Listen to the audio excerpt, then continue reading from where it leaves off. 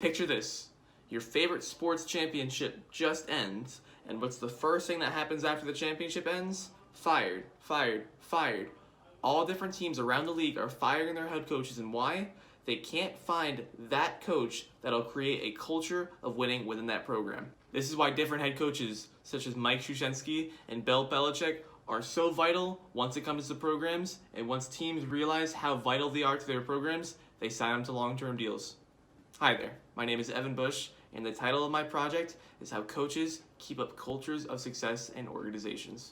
Now don't get me wrong, winning can be one of the most difficult things to do in sports. However, if you have great management, great leadership, and great teamwork, building all those things up through culture can contribute to it. This is where the role of a coach comes in.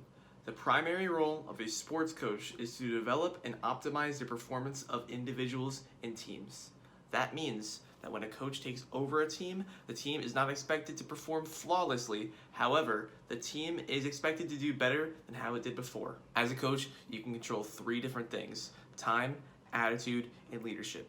An example of all 3 of these could be shown with a coach scheduling a practice, let's say from 3 o'clock to 5 o'clock. So he schedules that practice, and when the players show up, if they seem kind of down in the dumps, unmotivated, that's the coach's job to motivate them, adding on to leadership. And throughout the practice, as he keeps motivating them and encouraging them, it will eventually transpire to increasing their attitude towards the sport that they are playing. Thus, the 3 things that you can control as a coach. There are 2 kinds of coaches. The first kind of coach is called a participation coach, and you'll usually find these coaches more towards the younger ages, one may say, because this coach is more driven towards increasing the participation of their kids, as well as increasing the leadership of them. The second kind of coach is called a performance Revit coach, and what this coach is based on more of a winning percentage. One may say they care more about the wins and losses rather than the participation of the players themselves, because this is more of an older position, more of a paid position, one may say. This ultimately begs the question, what makes a good coach and what allows a coach to create a culture of success? So to illustrate this, I'm going to use 2 different coaches. The first one is going to be Mike Krzyzewski. I'm going to be referring to him as Coach K throughout the video because I can't pronounce his full name correctly, as well as Bill Belichick. One main thing that Coach K preaches in his Duke basketball program is that leadership is shown in so many different ways that you have to get to know your people and find out what type of leaders you have.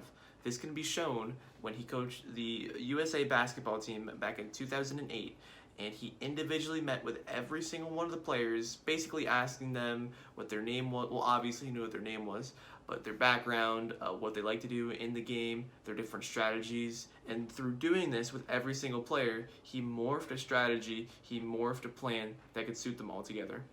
Coach K is one to definitely promote leadership within his program. There have been some notables that have crossed over from his basketball program over to the NBA, and some of these include J.J. Redick and Zion Williamson.